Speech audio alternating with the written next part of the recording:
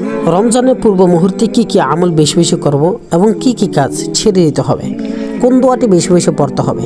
প্রিয় দর্শক, নবী করিম সাল্লাল্লাহু আলাইহি ওয়াসাল্লাম বলেন যে রজব মাস হচ্ছে আল্লাহ পাক রব্বুল আলামিনের মাস এবং শাবান মাস হচ্ছে আমি নবীর মাস এবং রমাদান মাস হচ্ছে আমার গুনাহগার উম্মতদের মাস। উলামায়ে কেরামগণ বলেন যে রজব মাস হচ্ছে চাষ করার মাস, শাবান মাস হচ্ছে চাষের সেই ফসল বৃদ্ধি হওয়ার মাস, আর রমজান মাস হচ্ছে সেই ফসল কাটার মাস।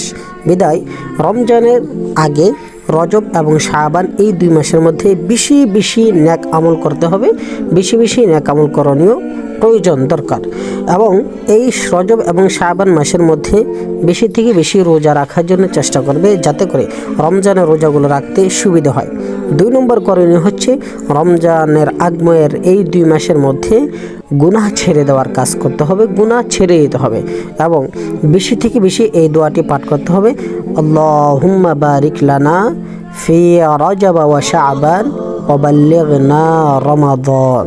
ইনশাআল্লাহ আমরা এই কয়েকটি আমল যদি করি তাহলে রাসূলুল্লাহ সাল্লাল্লাহু আলাইহি সাল্লাম এর সুন্নতের উপর আমল করা হয়ে যাবে। আমরা নবী করিম সাল্লাল্লাহু আলাইহি সাল্লাম এর খালিস উম্মতের মধ্যে গণ্য হতে পারবো।